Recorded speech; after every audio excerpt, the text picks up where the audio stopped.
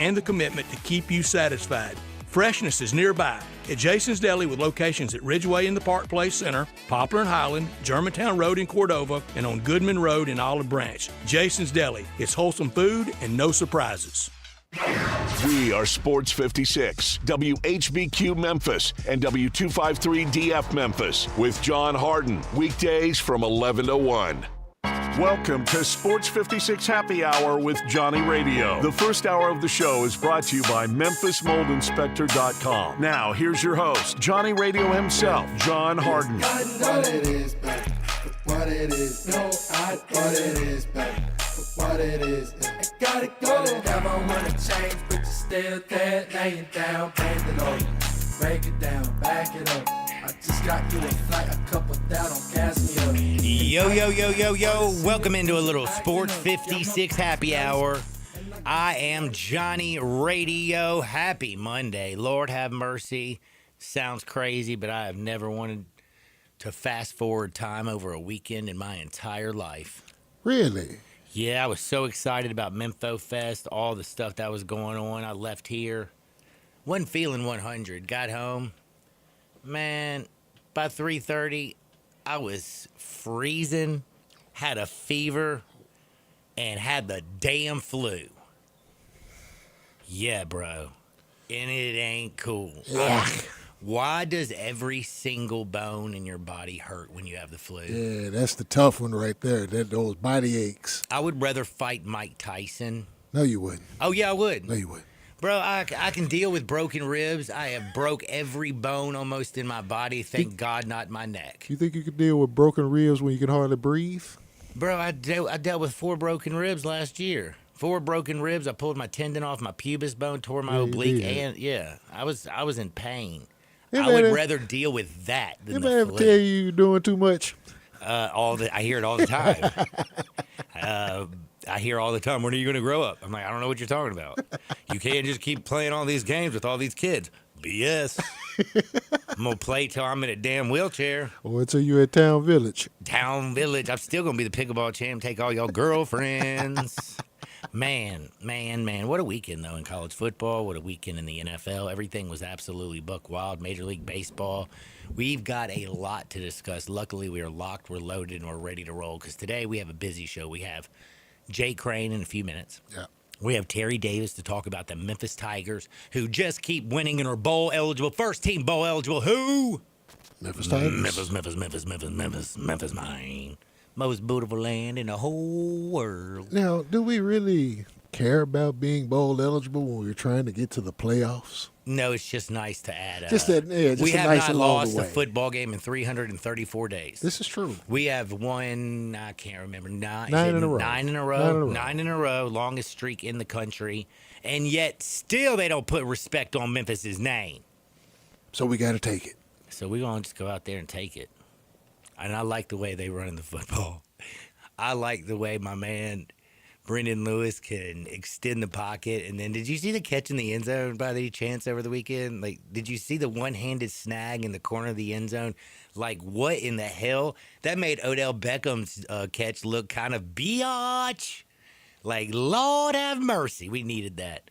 But, yeah, Tigers are rolling. They're running. They're playing defense. They're flying around the football. And I'm here for it. Now, my question is, I, again, had the flu. Wasn't going to be there. I was going to be at Mempho. How was the crowd? I had conflicting reports. The people that were there that were lit, and then some people said there wasn't enough there. So let me know from the Tiger fans who went to the game. 901-360-8255. That's 901-360-8255. Sissy's Log Cabin text and listener line, because life is too short for ordinary jewelry. Life is too short for ordinary jewelry. I got my buddy T. Travis has already hit up the show. He said, how about them Gators, man? How about them Gators? Like, in all honesty, man, what in the hell was that? What are we talking about now? Texas got physically beat the hell up by the Gator boys. Texas reminded me of a bunch of pampered rich athletes who are awesome, who are all 5-star, and who got fat, got rich, and got comfortable at Texas, chasing tail instead of playing in the playbook, doing everything, tucking their tail when they faced full-grown ass men, and they whipped them in the trenches. That great defense. I mean, do you realize that the number 1, the number 2, and the number 4 team to start off the year, I think, are 8 and 9 combined? That is Clemson, Penn State, and Texas. It's a rare reason why I don't really just dive off into the preseason rankings like that. Man, that's the truth. But, man, them Gator boys, bro. And how come Billy Napier can't ever have his team ready at the beginning of the season? Every year they start off, they get behind the 8 ball, and then they go out and win like 4 or 5 of their last games. And then we talked about the daunting schedule that they have going forward. I mean, what if they run through that? Bro, their schedule this year has already been a B. I mean, a B. South Florida is a damn good football team. Number 2 behind Memphis in the G5 rankings. They lost to them 18-16 in the worst offensive game I've ever seen. DJ Lagway had 5 interceptions. Is that correct? 5? That's correct. 5 against South Florida. They lost to LSU, couldn't score to save their lives. Miami, boy, did they put a whipping up on them Gators. Yeah. And then they just went out there and whipped Texas like they were nothing. Yeah.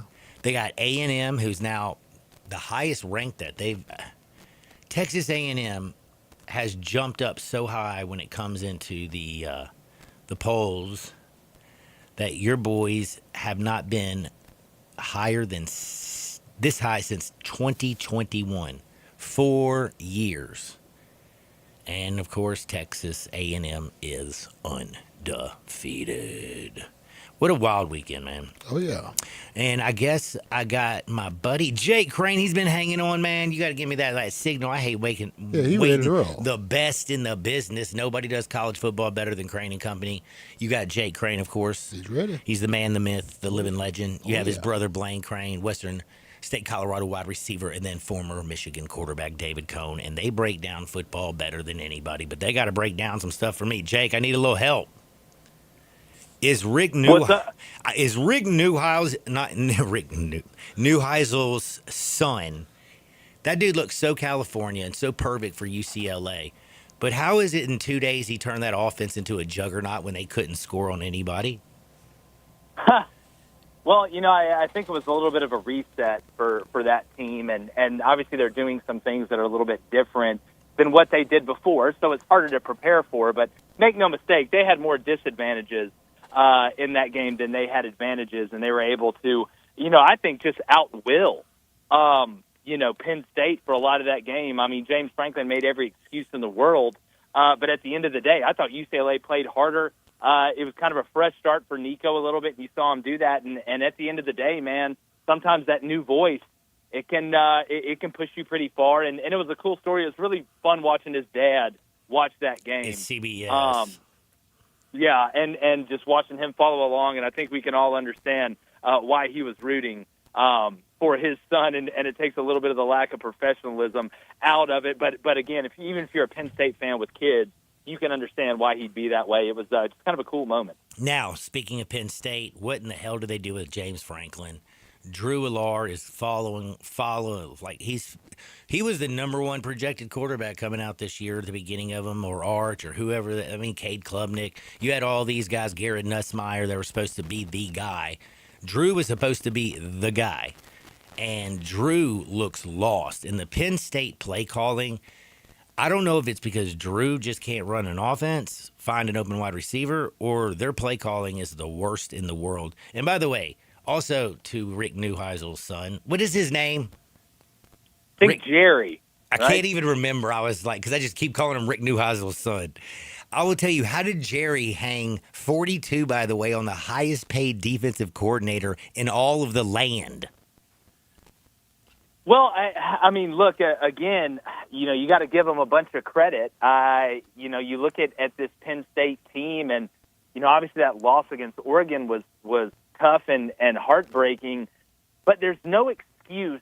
You can't be a guy that never beats the teams that are equal or greater value to you, but wins all the games that you should, and then start losing those games that you should win.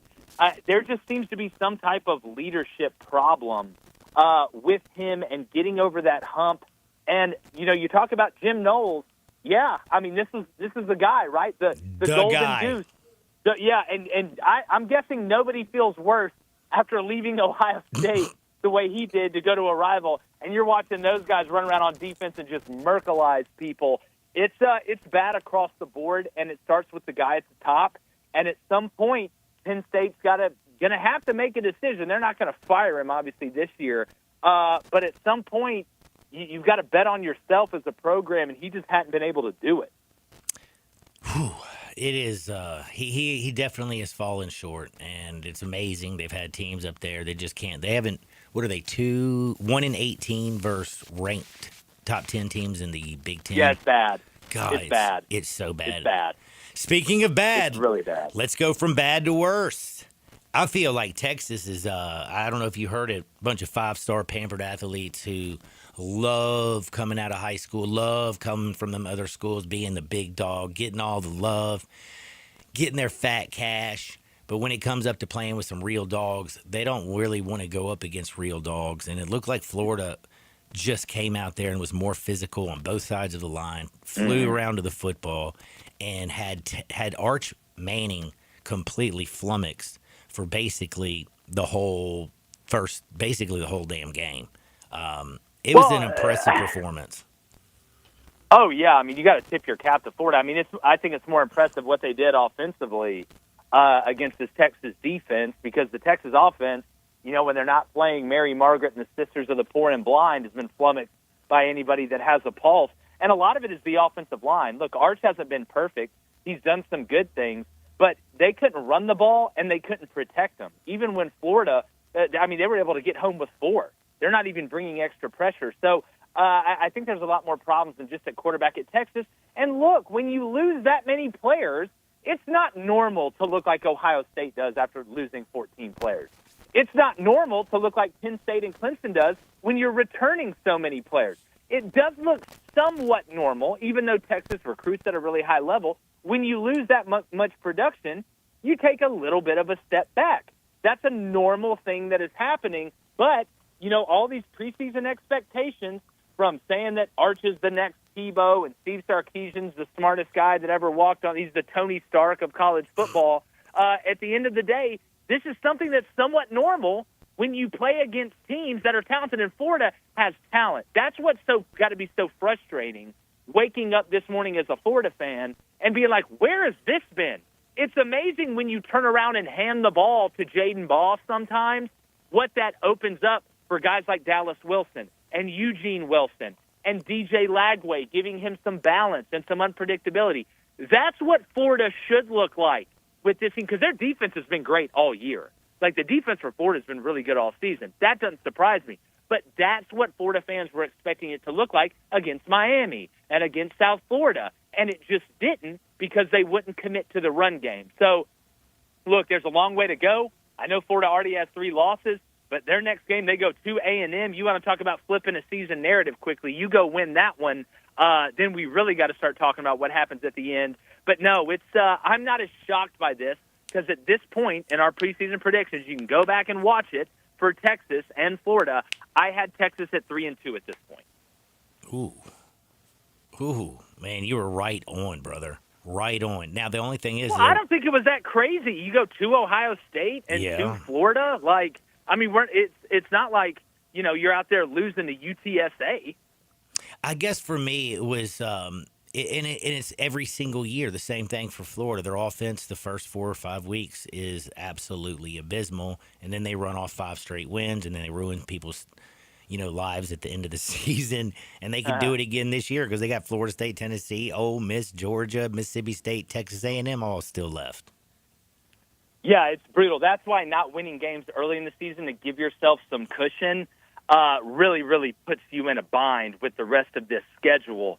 So, yeah, look, who knows what can happen this year. There's more parity at the top of college football than at any time I can remember. But now, if you're Texas, you don't have time to sit here and lick your wounds and cry and mope around. You've got the Red River Shootout coming up this weekend. And with Mateer or without Mateer, that Oklahoma defense is hunting. Dude, That Oklahoma defense is, in my opinion, still. I mean, Ohio State, you got to tip the cap to them because they're just phenomenal. But Oklahoma's right there. They fly around the football as good as anybody I've seen all year. They absolutely they can do tackle. it. They can 100% do it. And, the crazy thing, though, like you said, the Red River rivalry is going to be a big one. I was worried about Oklahoma, not to lose the game by any means. I was just curious to see if the offense was going to be able to go out there and do a little bit of scoring, actually look decent. Man, I ain't going to lie to you. He didn't set the world on fire, but Michael Hawkins filled in admirably. Threw, 2 or 3 touchdowns. Didn't have to throw, but like 19 passes. I mean, it was just a dominant performance all the way around. Well, it feels like this game's going to be a race to 20, right? It's going to be a race to 20 points. Because, again, Hawkins and that experience he got last year, it's obviously benefiting them now with Mateer out, and it really doesn't seem like Mateer is going to play in this football game. So you know that defense is going to show up. You know Texas is struggling on the offensive line. Can you get to 20 or 23 points? And in a game like this, I always go back to special teams. Who can make field goals? Who can get returns that set them up so the offense doesn't have to go as far? Who can have a big punt return or kickoff return for a touchdown to steal some points? Who can pin the opposing offense back inside the 15 or the 10-yard line to give them a short field once they get the ball back? Special teams is going to be humongous in this game. It's humongous in every game, but I can't wait to see which unit comes through. You have a big game. You're an Auburn fan. They fell this week to Texas A&M. They just can't score. Couldn't score on A&M. They fell to Oklahoma by a touchdown, lost the last 2 games by 13 combined points. Now Georgia comes to town. Hugh Freeze, how big of a win is it this weekend for him? Well, I think it's a job saver because if he loses this one, this may be the last big game he coaches at Auburn. So, look, boy, those commercials he's on are going to be terrible if they're running with him fired. Yeah, well, I mean, the Mike Gundy one's still funny. But when you look at this Georgia team, they're not as dominant as they've been on defense because they really don't have that elite guy on the defensive line. They've got really good players. They just don't have that elite guy. But this Auburn offense is obviously really, really struggling. We'll see if they make any adjustments. You know, going against Georgia isn't exactly the best elixir to fix your offensive problems. But I think this Georgia team offensively is a little more dangerous than they've been in the past because they can actually run the ball. And Gunnar Stockton is a run threat at quarterback, not just that, he can run it if he has to. He can run it and make moves and do some things. So, look, they've got to have it. It's a tight spread. I think it's going to be a tight game. At night in Jordan-Hare, crazy things happen, and Auburn needs something crazy to happen in a good way. Florida State started off the year with a big win against Alabama. They've dropped the last 2. Looks like Virginia might be actually decent now, 4-0 on the season after a huge win this weekend. And, of course, last week against Florida State. Florida State, man, feels like everything's kind of falling apart. Castellanos is he's not the athlete I think he thinks he is.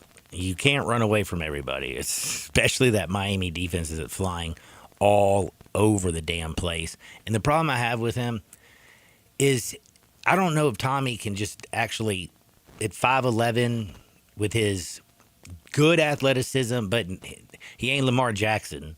I think he struggles badly pushing the ball vertically down the field, and it's hard to get big plays from their offense.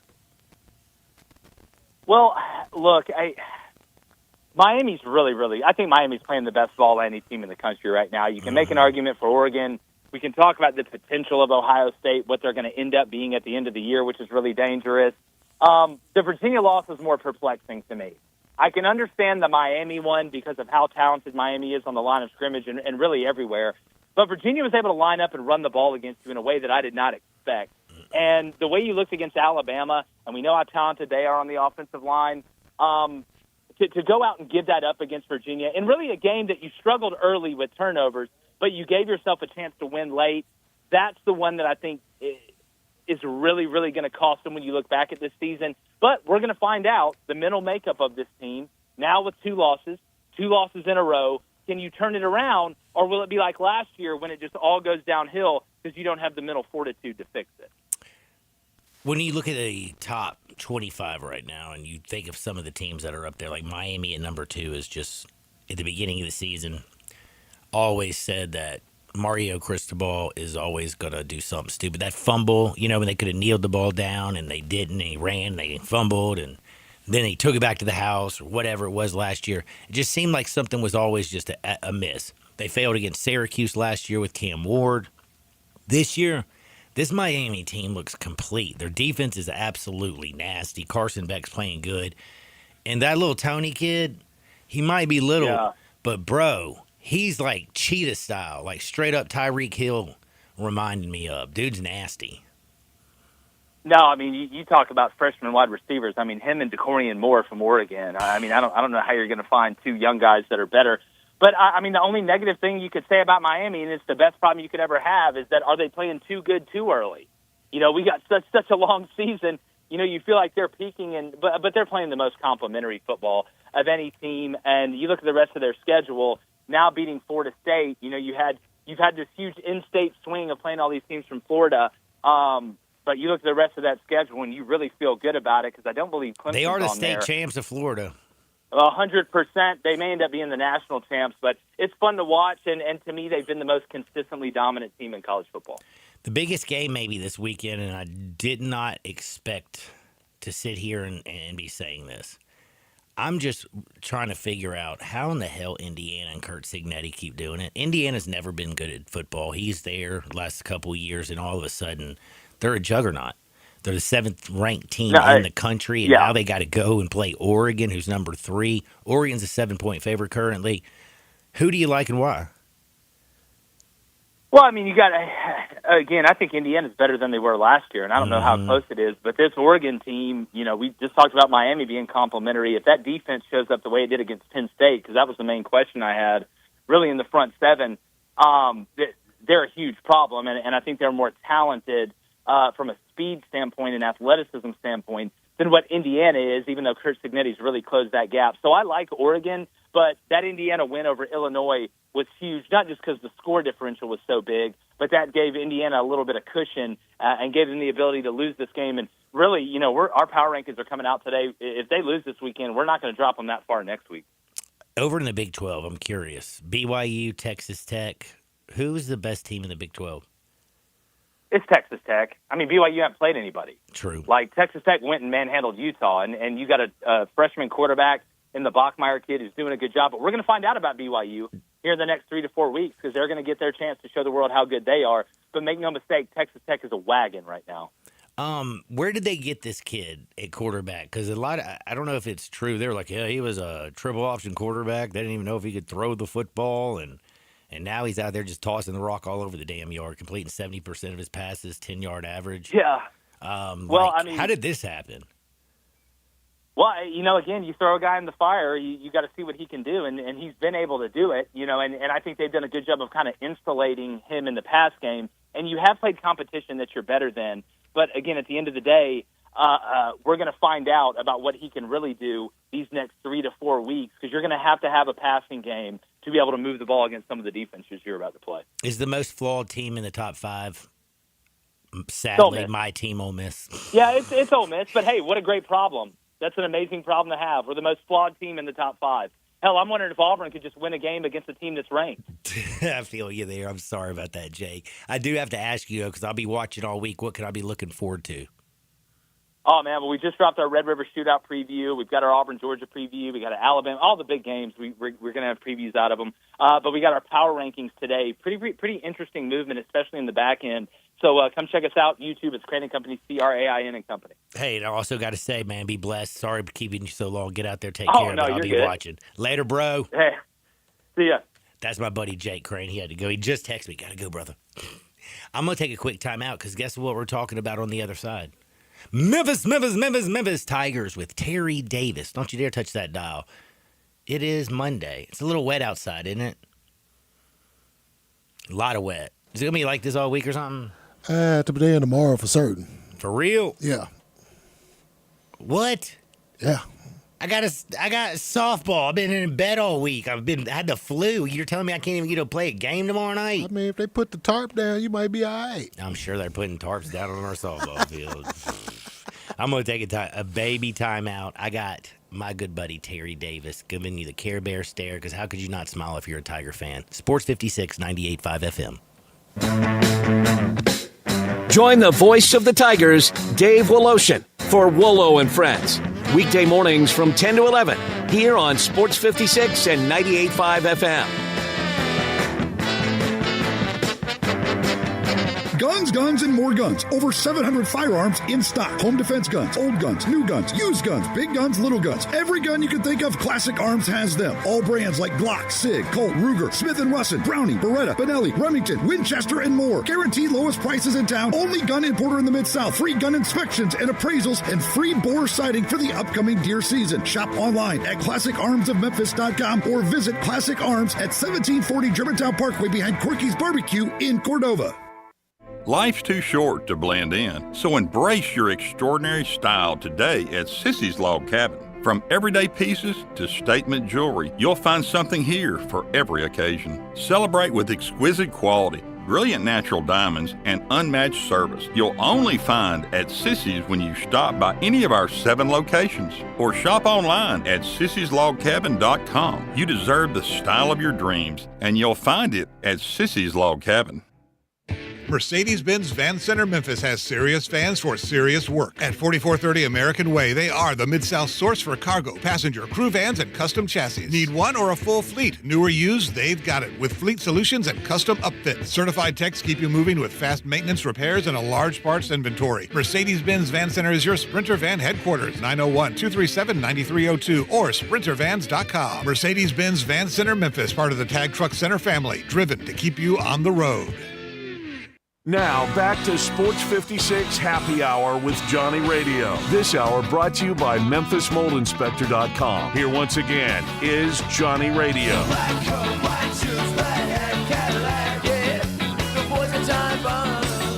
Welcome back to a little Sports 56 Happy Hour. I'm your buddy Johnny Radio. It's a little Motorboat Monday. Got good news and bad news. You want the bad news, my man? Yeah, let's go the bad news first. Bad news, I missed Mempho, had the flu, and while I was at home, I couldn't do anything because somehow our water heater, whatever, the air conditioning unit thing up in the attic, yeah, it got backed up. You just took a few L's this weekend, huh? Not just L's. Chaz took the biggest L because I am the biggest baby when I'm sick. I can imagine. And our, what is that, the room you do all your laundry, washing machine room? I call it her office. I'm like, girl, get your ass to your office. Oh, my. Her office had like a big water bubble hanging down, and then the whole damn thing popped all over her clean clothes that she had been washing all weekend. Oh, man, poor Chaz. Going to have to call my man Stan Mosier back out there when they fix all this because there's now water everywhere. And what happens when you have moisture in your house? Turns into mold. Yep, and mold ain't good, bruh. You don't eat mold off. When you pick up a piece of bread and it's got mold on it, you eating it? Nah. Why? Because it's nasty. I don't want to die. And you don't want to breathe those spores in your house. If you have mold in your house and you don't know how the air quality is in your house, the only licensed mold inspector in Memphis is Stan Mosier. Go to MemphisMoldInspectors.com for more information. He will take care of you. Any issues, he will make sure that you get them right. And if you don't have any issues, talk about peace of mind. Ain't nothing like peace of mind, is there? This is true. Now, I'm about to give my man Terry Davis a piece of my mind. What up, Terry D? What up, my brother? How you doing? Other than the mold problem. Well, it's not just the mold problem. It's like now the whole ceiling's going to have to be replaced, paint, got to get a new air conditioning. Oh, yeah, and having the flu and no AC is freaking terrible, brother. I do need to know, though, because I'm getting punch drunk on this Tiger football team. Yep. I'm also have mean friends who knew I had the flu because they were all at Mempho all weekend. And I got text Saturday night when they were probably on mushrooms and stuff, watching Panic, thinking it's funny to text me after the Memphis win. Oh, did you hear Ryan Silverfield? And I'm like, what are you talking about, Ryan Silverfield? Oh, he took the Oklahoma State job. I couldn't even get out of bed to find out if it was real until yesterday. I'm like, all y'all are a-holes. Like, you had 3 people text me the same thing. that was sneaky, Matt. Okay. I'm gonna give you a word of advice, John. He will not get offered a job until two things happen. One, he gets double-digit wins again, and two, after he clinched an American Conference bid. Before then, he would not get any job offers.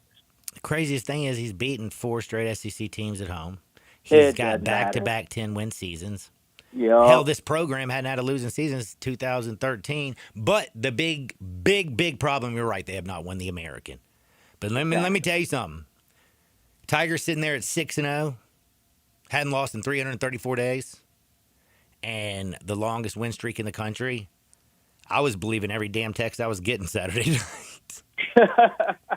Not until November. These job offers don't come open until November because you know why November, right, John? Let me see. One reason, the new change in the NCAA rules. Oh, tell me. I don't know this. The one time you can do the transfer portal from January 4th through the 15th. That time. So you got to have your people in place by November. Oh, nice. That's why everybody's getting fired early so you can go and get your coach, by November, early November, late November. Then they have like really 35 days. That's all you really need to recruit at the high level, 30, 35 days. You got to get people in your program. All right, I'm going to ask you. For the transfer program, right. I did not know that, thank you. But I do need to ask you a very personal question. Which team is the best team in the state of Tennessee? Vanderbilt, Tennessee, or Memphis? Which team do you think most likely can make the college football playoff? Depending, if you play on a neutral site, I will rank in order. Tennessee 1 because of the depth in their talent. Memphis 2 and Vanderbilt 3. Vanderbilt is not better than Memphis. You play them on a neutral site, Memphis will run up and down on Vanderbilt, just like Alabama did last week. Well, Memphis finally got a little bit of love. They're 25th. That shocked me. In the coaches poll and 23rd in the AP. What up, Memphis? Welcome to the top 25. And they don't play next week, which is shocking. Yeah, I know. They're just going to be chilling like a bunch of villains. Yep. I know that. I know one thing, too. When you look at this year's American, the fact that you got you got Tulane, South Florida, and Memphis, all three of them have a chance to make the college football the best chances out of the G5. Yeah. And the fact you get Tulane and South Florida at home, man, you couldn't ask for anything better. And another team you hadn't even mentioned that's undefeated is North Texas, and South Florida plays North Texas next week. Well, this week rather. Tell me why it is that I still am not a believer in because North the Texas. media hadn't covered them, and you don't even know their starting quarterback. You don't know what they've done, or you don't know anything about them. But they're playing at North Texas, and if South Florida can win and Memphis can win in at UAB next week, it sets up for potential college game day return to Memphis, potentially. The freshman Drew Metzmaker, is that the quarterback? That's the quarterback. Yeah, I know who he is, and the only reason I know because I'm like, damn, that's a thick boy, 6'4", like 220. Yeah. He looked pretty damn good, especially for such a baby. He's got 11 touchdowns, no interceptions. My eye was he caught my eye. Yeah, and the Americans, as bad as people drug them in the last year, this is a trash conference. To me, I think it's really more powerful than the Big 12 right now as far as talent on the field as being competitive. Top to bottom, I'm going to say I agree. Top to bottom. I'm going to say I agree with you because right now, if you ask me, Big 12 has Texas Tech and really nobody else. BYU hadn't played anybody. Arizona State, Cam Scatteraboo is playing for the New York Giants. By the way, he is a psychopath. Right. There was a block that he had in New Orleans the other day that he's just nuts. I like him. Mm-hmm. He's crazy. And by the way, man, my daughter lives the best life, Savannah. She was in New Orleans this weekend, hanging out with Jackson Dart. She got pictures. They all went out to dinner and stuff. Maybe that's why he played. No, he played pretty good early, but that's why he played so good early in the first half and so bad the second half. And that New Orleans flu, baby. Yep, and she's been living the life, having a lot of fun. But again, back to the American, and just basically looking at the Big 12. I mean, West Virginia is terrible. Oklahoma State is straight trash. Boy, Deion is having a terrible year in Colorado. Yep. The Kansas State Wildcats, the only fight that they have in them is when their father's beating one of their child's ass. Exactly. You know, I'm not a believer in TCU. Just Baylor Arizona pulled one out of State, their butt. Utah, right. Arizona State, Utah, and Texas Tech. They're the only three teams that have a shot of being decently good. I'm with you. Now, tell me why this Memphis team is different from past teams that have had 10-win seasons and failed to make the American Conference Championship They don't game. have a bunch of superstars, so as far they're doing it as a group. You know, there is really not a face of the program. You know, the quarterback is decent, but he's not all. Both all running world. backs, you can put Sutton Smith and Greg up there. Right, and they interchangeable and they like each other. And the So whole there's no offensive evil. line. Exactly. That's the straw that stirs the pot because Dude, they David are- Deal's my right. homie, bro. And I'm telling you, he's doing some work with that offensive line. Right, and you know, and he's done a great job with them. And you know, just think about it. 3 years ago, we were talking about how trash the offensive line was because we couldn't run anybody. No kidding. And then you know, it's just the last. I blamed 3 it on years. Gabe Kuhn. I was like, dude, if you just would have still been in Memphis and got like your 18th year, Memphis could still block. Yeah, but that you know that's what does it. You know, I think Ryan knew that in order for his team to be any good, he had to have an offensive line that can run block.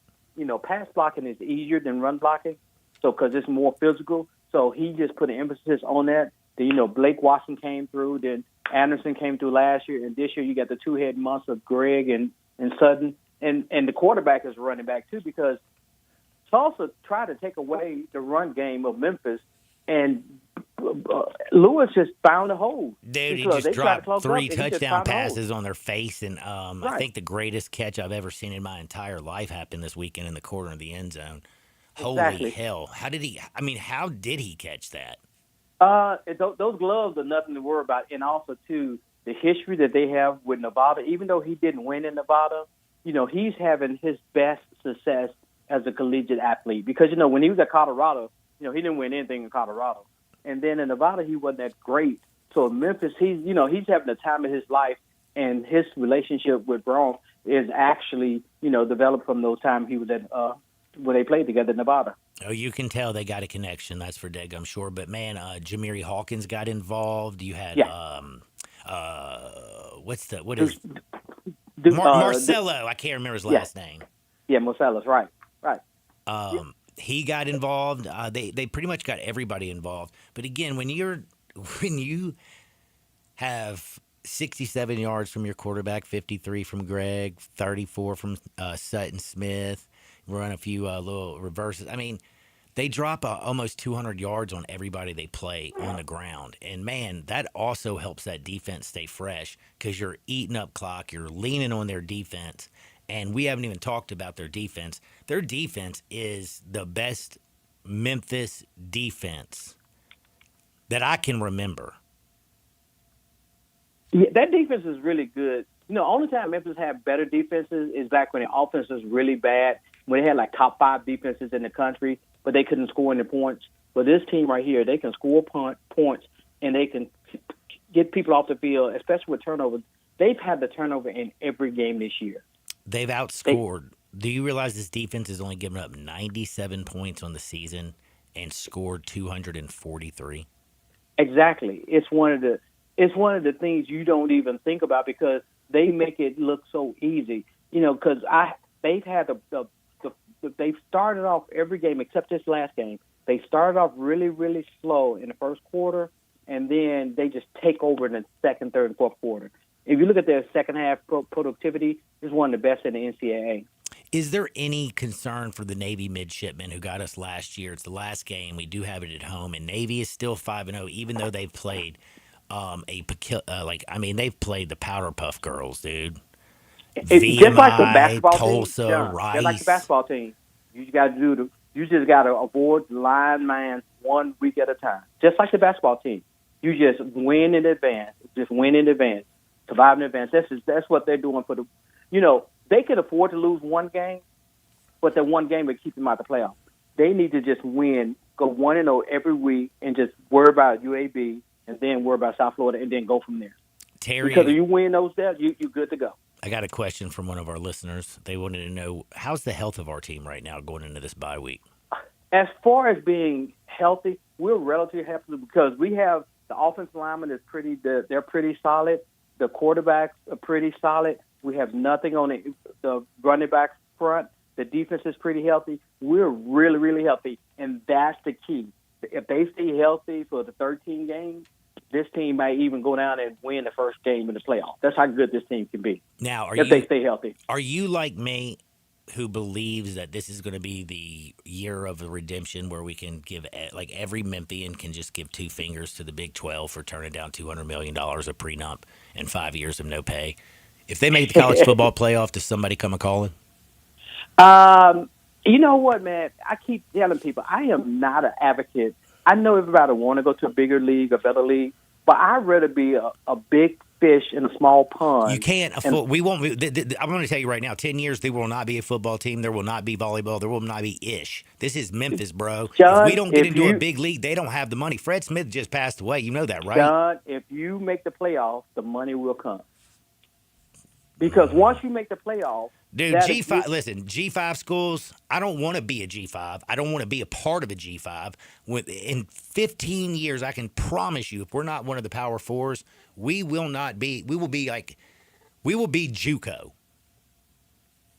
As long as you're winning, John. Look at Boise. You know, Boise plays in the middle of nowhere. Yeah, and on the blue turf. And they're surviving. You know, there will be a correction. Boise, Idaho ain't Memphis, Tennessee either. We're like right there in the corridor in the Memphis South where real football is. It has more of an upside than Boise. Yeah, I know. That's what I'm saying. But my thing is, if the people in Memphis really supported and got behind the team, you don't need to go to the big conference for the money because the money will come in from local. You do know how poor Memphis is, right? Memphis is not as poor as you think it is. What? Go look at the statistics. Man, go to East Memphis. Go to Shady Grove. You're going to call Germantown, Collierville, people who never come and support? Go to Chickasaw Heights. Man, I go to Shady Grove all the time, bro. I go down Briarwood, all that stuff. Trust me. You know I'm an East Memphis boy. Yeah. And they don't give a damn about Memphis. They all care about their SEC teams. They don't give a damn. But they love a winner. The one thing about Memphis, you continue to win. It's just like in the Field of Dreams. If you win, they will come. Because everyone loves to be a part of a winner. Well, I want the ACC to come, and then I will too. Now, I'm going to take a quick timeout, be back in 2 shakes, Terry Davis. We got a Grizzlies game. We got to talk about the Memphis Tigers basketball. We got more to address, so don't touch that dial. Sports 56, 98.5 FM. Sports 56 and 98.5 FM. Available locally on your radio dial as well as around the world online at sports56whbq.com. Take us with you everywhere by downloading the Sports 56 app. And at home, just say, Alexa, play Sports 56. Wherever you are, it's easy to stay tuned to Sports 56 and 98.5 FM. Founded in 1991 by lifelong law enforcement officers, ProTech Security can perform all security services for personal or corporate clients. Uniformed armed guard, plainclothes officers, neighborhood patrols, violence in the workplace, event and party security, dignitary protection, and alarm response. Licensed and insured in Mississippi, Arkansas, and Tennessee. They are currently looking for armed security officers, retired law enforcement, and military personnel especially. Premium pay and no limit on hours worked. If interested, give them a call at ProTech Security, 901-274-3400. At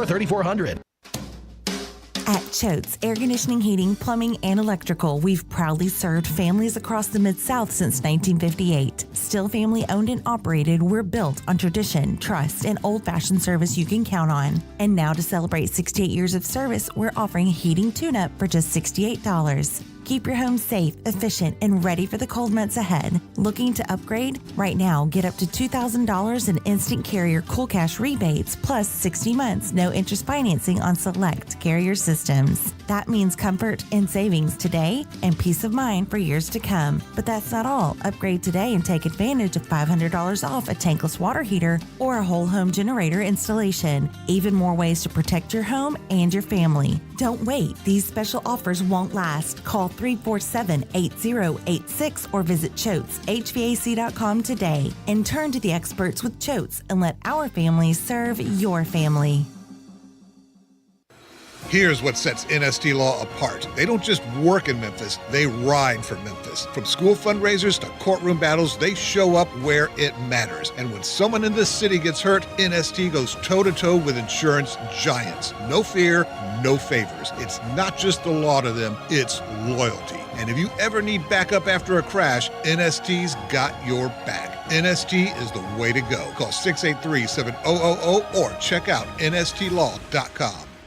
Guys, let's be honest. Too many men wake up already tired. Before work, before family, before life even starts. And if you're always running on empty, you can't be the husband your wife counts on, the dad your kids look up to, the guy your team relies on. That's not just being tired, that's losing your edge. That's why you should take M-Drive supplements for every single day. Refuse to just coast through life. M-Drive is designed to help men fight back against aging. More energy, stamina, strength. The fuel you need to step up when it matters most. And listen, this isn't hype. M-Drive's the #1 men's health brand at Sprouts. Real supplements that work. Feel the difference. So here's the move. Go to mdriveformen.com. First order, enter the code HERD, H-E-R-D, for 25% off. Don't wait, don't settle. Get M-Drive supplements. That's mdriveformen.com. Code HERD. Take control, stay strong. M-Drive. Men, let's be men again. Now, back to Sports 56 Happy Hour with Johnny Radio. This hour brought to you by MemphisMoldInspector.com. Here once again is Johnny Radio. They can't keep Johnny down. They haven't yet built the man. Welcome back to a little Sports 56 Happy Hour. I'm your buddy, Johnny Radio. I guess you can't keep me down, you know what I mean? No, you can keep me down if you give me the damn flu. I was so sick this weekend. Did you know that I was eating Tylenol? I made Chas go get Tylenol. And you know me, Jay. I don't which take is a that. which is like, you sick. If you're going to get the pain meds like that, the acetaminophen, I know how to pronounce it, unlike the president. Or any other pain relievers. Hold on, how does he say it? I couldn't even remember. It was just wrong. It was wrong. He tried. Dude, the guy, what is that guy who's so funny who does his voice and he did the couple bumps and a little bump and a couple beers? I can't remember his name, but I know who you're talking about. God dog it. I can't that remember his dude name. can do an impression of him. Have you seen the one who's like, what is it? Abdul Baghdadi is dead. We killed him like a dog. He died like a dog. Like, that is one of the funniest comedy things I think I've ever seen. But, man, sorry, I got Terry Davis on the phone. I got to talk Tigers. We talked about their football team. That's awesome. Before I get to the Grizzlies, who have a game today, and Job sprained his ankle in practice yesterday. Again. Like, dude, I'm about to cut that damn thing off and get you a prosthetic. You're going to be Blade Runner out there. You know, I'm just not don't the go smartest Oscar person Pistorius in the on your world. girlfriend. Why don't you wear high top? If you constantly have an ankle problem, why don't you wear high top? Does seem logical, doesn't it? Duh. Or have you seen the braces that they make that you wear in athletic competitions? You can have those under your shoes. Yes. Dude, it's But so I don't frustrating. know. I don't know. I'm not a basketball player. I've never played the game, so I don't know nothing about the ground ball. Well, I ain't going to act like I was ever good at basketball neither, buddy. But I know how to stay healthy, though. I know. I don't. Now, before we jump on the Grizzlies, I just wanted to ask you right now. Yeah. You know, Penny's getting a lot of love for this Yeah. basketball team, and I'm kind of Yeah. shocked how he put it together because, buddy, there was Why? because every single year I have this immense fear in July, and then Right. August, and then I feel a little better when September, the middle of September rolls around, and I start learning a little bit more about the basketball team. But, you know, the problem is not the talent on the court.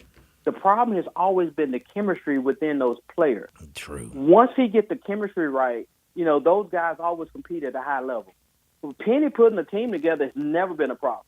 He has never had a problem with it's just he has got to find the mix where they can play well together. That's his biggest issue. And sometimes you don't know that because some players tell you what you want to hear while you recruit them and before you issue that check.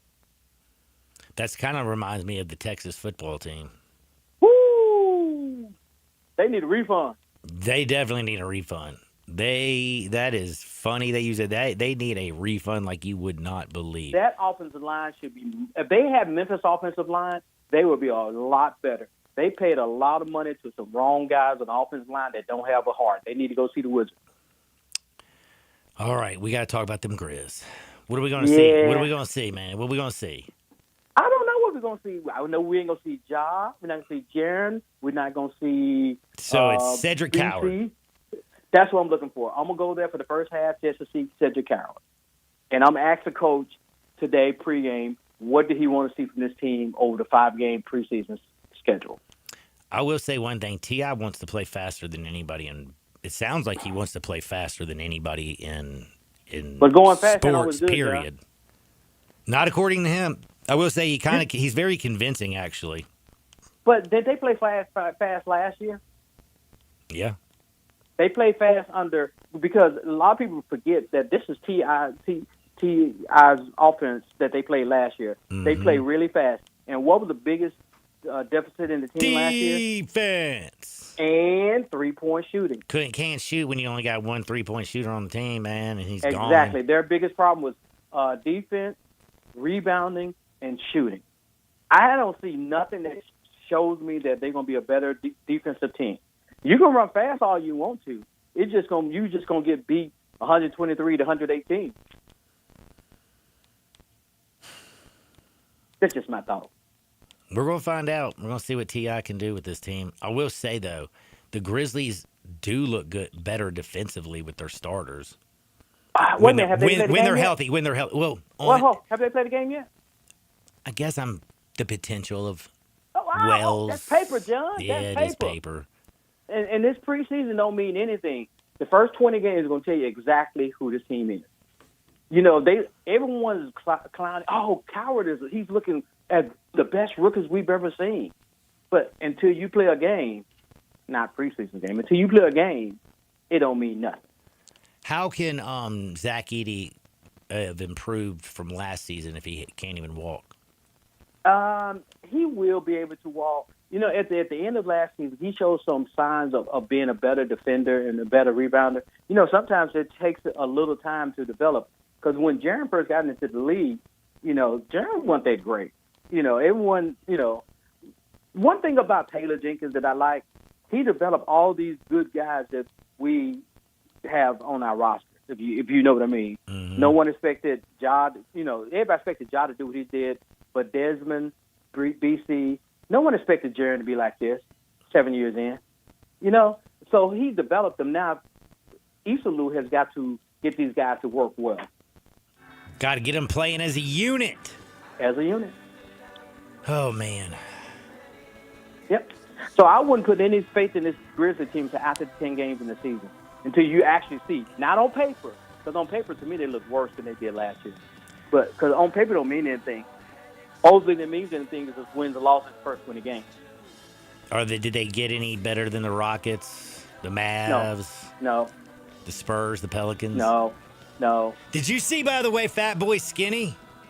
Fat Boy Skinny, because you know Fat Boy's got a contract coming up next year. Boy, man, just sign him to 1-year deals and keep him skinny. Zion jumping through some gyms, bruh. Yeah, because he's trying to get a new contract. He got to pay for them Insta model women. Hey, I don't blame him. just do me a favor. Do not invite them over to do massages and go Deshaun Watson. Too soon, baby. Too soon. Man, Terry, thank you for your time. What you got? What you working on? You're going down to the Grizzlies game tonight. What else you got this week? That's pretty much it. You know, getting into some baseball tonight after the game and go from there. You got any winners today? You know what? I'm shocked that the Phillies lost the game. I would put the house on the Phillies to do it, because if they don't win today, it's over for them. That is the truth. Cubs and the Brewers are at 8. Dodgers, Phillies at 5. Yep. Ooh, baseball, football, we got it all. Don't touch that dial, y'all, because I got more. It's time to talk baseball with Jorge. Terry D. Follow him at Terry D515, and you have a wonderful day, Terry Davis. Talk to you, my brother. Holla. That's my homie. I'm going to take a quick time out. I saw some crazy stuff in baseball this week. How crazy are we talking? Not Mark Sanchez crazy, but crazy. Don't touch the dial. Jorge is next.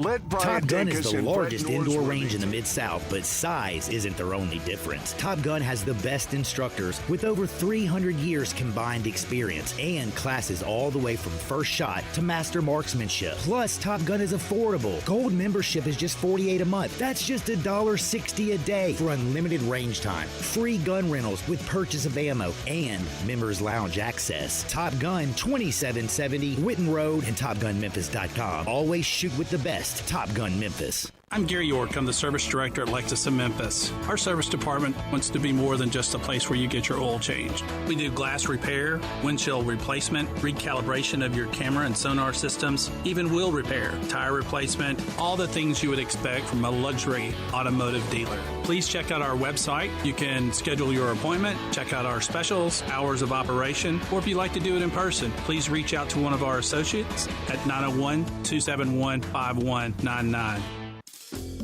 Family Leisure doesn't do anything small. It's always got to be big, just like the world's biggest spa sale. Happening right now at Family Leisure. Check this out. You can get spas starting under $3,000. Spas and even swim spas, they're up to 30% off. Floor model spas have even bigger special prices. Cold plunges are all the trend right now. Take the plunge starting under $5,000. You see a patio furniture set you like? You could get a free umbrella with it. Ask an associate for details. Plus, swimming pools are clearance price now through the end of October. Get yours before the prices increase. That is with any big sale. Special financing, it's available. The only thing small during the world's biggest spa sale at Family Leisure are the prices. Family Leisure, Witten Road at I-40, where family and fun come together. Broadcasting from the Family Leisure Studios, we are Sports 56, WHBQ Memphis, and W253DF Memphis. But you got to be willing to take the hit and not pointing fingers saying you ain't where you want to be because of him or her or anybody. Cowards do that, and that ain't you. You're better than that. Now, back to Sports 56 Happy Hour on Sports 56 and 98.5 FM. This hour is brought to you by Tito's Vodka. Here once again, Johnny Radio. First, effective immediately, the FDA will be notifying physicians that the use of let's see how we say that.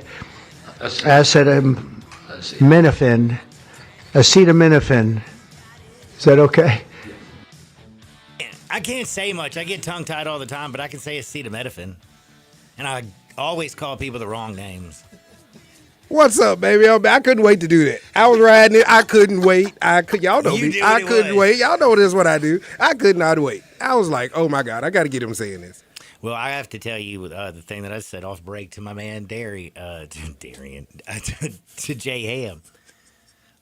Terry was talking about all the money in Memphis. I was like, what are you talking about? The 272 drug dealers that just got arrested raw cash heavy and all the businesses right now, because those were the dudes that were spending money. They ain't got no license. Oh, and by the way, why did our power go out? Who power went out? Last night, no, it was in the East Memphis power area. Yeah, we didn't get a reason. I had it on Action News 5. More than 14,000 people All out. I know is, man, you lucky I'm here, bro. Right around 8, 9 o'clock, something like that. Oh no, we was straight in the Haven. Oh, it wasn't. It was the East Memphis. Okay, yeah, we got because the Haven they'll get hit after a storm. They weren't going to let anything happen in the Haven when the power go out. Didn't you see all those military helicopters fly over yesterday, heading straight over there to the Haven? It was nice and quiet yesterday in the Haven, too. I bet it was, dog. I'm telling you, man, people walking around being good. You drove on the interstate lately? Nobody's speeding. Only person speeding is me. This is true. And I don't care because they can pull me over. I'm gonna drop every name I know. I'm a name-dropping fool. Bruh, you don't want to do this? You already told me your story. Bleep, bleep, bleep, bleep. Hey, don't you remember me? I'm the dude who does your MCing when you graduate from the academy, Holmes. Talk about I do that pro bono. You know that, right? Yeah, they gotta rock with you there. Hell yeah, you ain't giving me no damn tickets, son. My man Jorge, he's here to talk baseball, but I did want to tell you before Jorge came on, because Jorge's nickname is Tito. Mm-hmm. And I love Tito's handmade vodka. You know that, right? Yes, you stated this plenty of times. Nah, Los Cabos is just under Tito's. Well, I mean, because It's got food. It's got tequila. It's got little senoritas. It's got cervezas. Good chimichanga, chili relleno. And you can eat for $7 to $11 from 10 to 3 at Los Cabos at Summer and Graham. They have happy hour 3 to 8. And, of course, if you want the flavors of Mexico to melt in your mouth without breaking your budget, it is Los Cabos at Summer and Graham, where they have 550 premium shots of tequila every day, all day long, from the time they open till the time they close. Los Cabos. Jorge, how's life? Good, bro. How you doing, man? Oh, man, dude, I had the flu this weekend. It was the worst, bro. Yeah, man. I told you I had it back a couple of weeks ago. I lost my voice and everything. It's going around, man. I'm glad you're feeling better. Thank you. Because, man, I am the biggest wuss in the world when I'm sick, bro. I am a crying, whining little baby. But I'm not crying today. But I know there's some fans out there in baseball who are doing a little bit of crying. Couple teams are a little bit worried right now. Like, how about them Yankees, bro? They've gotten their ass handed to them so bad the last 2 games. I don't know if I've ever seen a beatdown like this. No, especially after or having a week off like the Blue Jays had. You know, we always talk about, is this week off good or bad for baseball teams? The Blue Jays said the hell with it. We're going to come out and score 23 runs in the first 2 games. Yeah, man, that's insane. 23 runs. And Vlad going off being 6 for 7 in his first 2 games, having 6 RBIs and 2 home runs, man. The Yankees are in trouble. Yankees are going down tomorrow, man. They're good. Went it to 0-3. And by the way, Brett Boone, I'm going to punch in the face every time I hear him talk. If they get eliminated tomorrow and swept, I think Brett Boone is on a hot seat, and I think there's a chance that he doesn't come back. I mean, we saw what he did last series against the Sox, and they were able to pull it out. But getting swept in this way against a division foe, he's definitely on the hot seat, man. He's been on the hot seat for a while, but I think it's time for the Yankees to move on. But the Yankees have a bigger issue. How about their starting pitching, man? Starting pitching only going freaking 5 2/3 innings, allowing 9 runs, 12 hits, and 3 home runs. And you got a bad bullpen. Yeah. Bad bullpen against a good lineup. And not only is Vlad hitting, Varsho is hitting, Clement's hitting, Bichette isn't even playing. So, what these guys are hot, man, and it's good on them, and I can't wait to see what happens tomorrow. As far as their line goes. Game 2 tonight, Dodgers and the Phillies. Dodgers got the first game. Came back and stole that John. It was looking good for Philly. Bro, I still can't believe the way that they got to, the best hitter and pitcher in baseball, the Babe Ruth of today, Shohei Ohtani, jumped all over him early. And then all of a sudden, next thing you know, you look up and the Dodgers do what the Dodgers do. Late inning heroics, the 6th and the 7th inning. They scored 2 in the 6th, 3 in the 7th, and erase a 3-0 deficit to come back and steal that bad boy on only 6 hits. Dodgers just seem to find a way, don't they? They always do, man, and credit to you. You said these guys are just waiting for the playoffs, and they'll turn it on. Look at Mookie. Mookie had his worst regular season, I think, ever in his pro career. I've never seen Mookie hit under 260, have only 20 bombs, not even driving 100. OPS under 8, I think it was like 750 no, it's worse than that, I think. Worst season ever. Yet, have you seen what he's been doing during the playoffs? He's batting .429 with a 1.11 OPS. That's with an 0 for 5 day to keep it at .429, too. I was about to say that. Yes, that's with the 0 for 5 game. But you know what? They did jump on Ohtani early, and they got 3 runs in the 2nd inning. But it's like they took their foot off the gas, and you can't do that with the Dodgers. You go up 3-0. You got to keep tacking on. And not only did they score 3 runs, their their 1 through 3 hitters, like we talked about with the Padres last series, didn't do anything. They went. I believe 1 for 12, 6 Ks. That's not going to do it against the Dodgers, man. You have to get that top of the lineup going to score more runs. And if you have runners on base, you have to get them in. You can't go 1 for 7 with runners in scoring position and leave 6 on base the entire game. That's not going to cut it. You got to Ohtani, and Ohtani struck out 4 times too. Yes, he did. Like when he pitches, he does not even hit nearly as good or the day after. So I'm glad they did it with a day of rest in between and everything. But it's still kind of just it's buck wild to me that you constantly see. It's too difficult on the body to do both at the same time. It's amazing. But the thing that drives me nuts is, like, if you're the Phillies and all of a sudden you walk a dude, then you give up a base hit, can you do me a favor? Can you pull his ass? Like, why is it so hard for some of these managers to go out there and pull somebody? Because they're just so scared to get into their bullpen. I have no idea, man. Some of these managers, they wait too long to get an arm going in the bullpen. You have to look 2-3 batters ahead.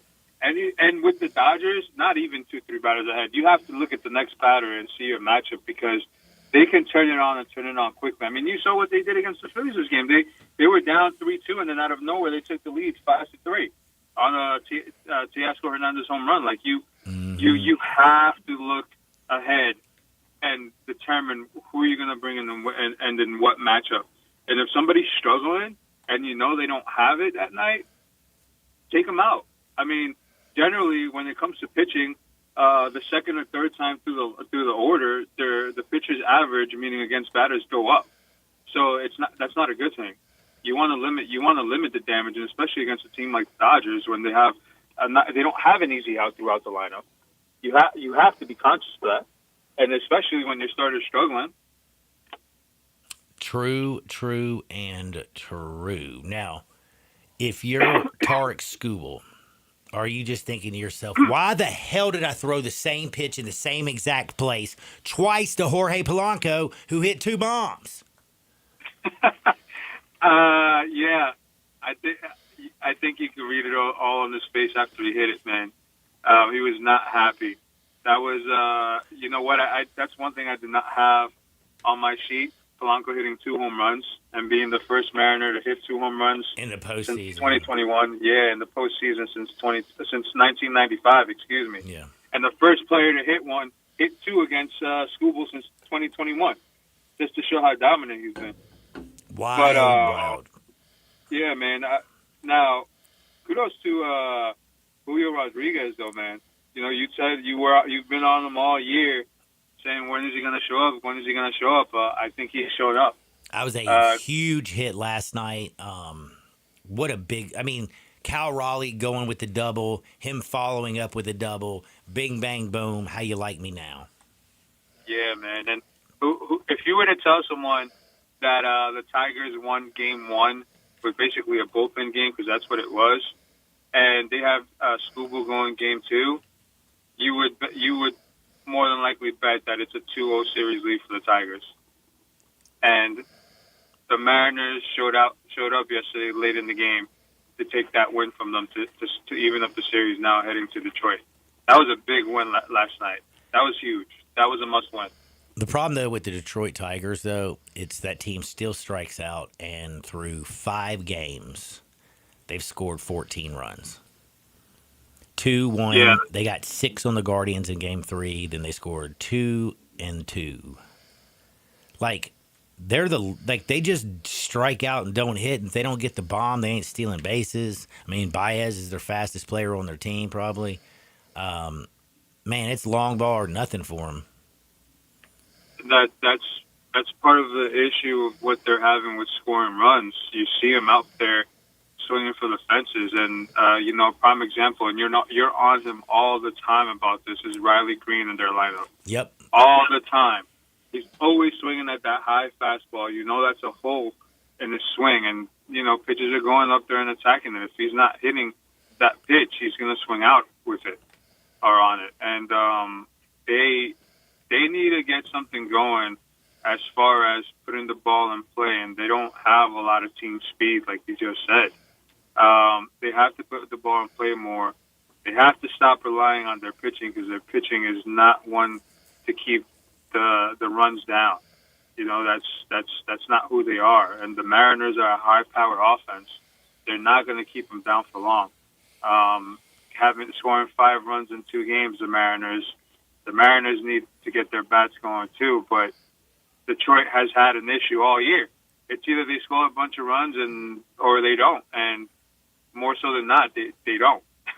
So they definitely need to get it going, and they can't rely on their pitching that much longer because the Mariners are gonna put up a big crooked number here soon, and Detroit's gonna have to match that. I'm looking at the Dodgers-Phillies today, and I know Blake Snell has been phenomenal. He does not pitch deep into ball games. It's just not Blake Snell's MO. How worried about you are this? Is this one of those games where you can see it being tight with Jesus Luzardo and Blake Snell through the first 5, and then the bullpen's blowing up and imploding? Yeah, that's. I think that's how this game is going to go. I mean, Snell had a great outing this first outing in the postseason, but like you said, that was against a team and the Reds that was not patient with him at all because he can be around the strike zone and not in the strike zone.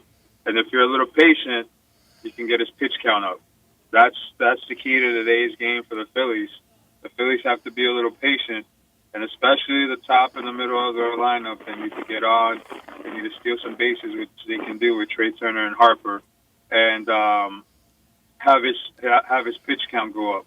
Now, Luzardo, on the other hand, he's always in the strike zone. Mm-hmm. He's a very good lefty, and he has a lot of pitches that he can match up with the Dodgers. But the Dodgers have gotten their lineup going, man. I think it's going to be something to where each pitcher goes 4 or 5 innings. I don't think they're going to last much because both high-powered offenses, and it's going to be up to the bullpens today. And if that's the case, we already know that the Phillies have the much better bullpen than the Dodgers. If we're going based off of regular season, but it is going to be a really close game. What's the over under? 7.5. I was shocked that it was that low. I thought it was going to be a little bit higher. Believe it or not, wow. I thought we were going to have our first 8.5. That is low. That's really low. Yeah. I would take the over, not even thinking about it, just because it more than likely it is going to come down to the bullpens. This is a must win for the Phillies.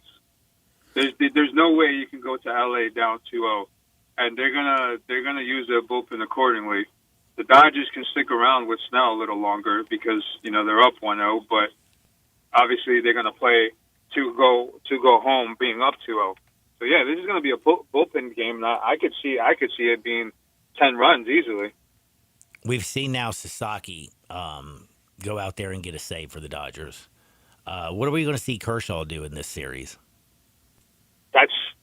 That's a good question, man. I don't. They haven't named the game 3 starter yet. Mm-mm. So it's interesting to see if they give the ball. Well, actually, they have.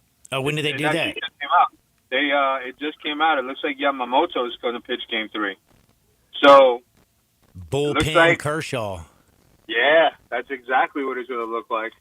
So we may see him tonight. We may see him piggyback right off of Snell, seeing if they can take the 2-0 lead, and if the game is close, why wouldn't they? If it's a close game, go with Kershaw. See if he can get you a couple of innings and go to LA up 2-0.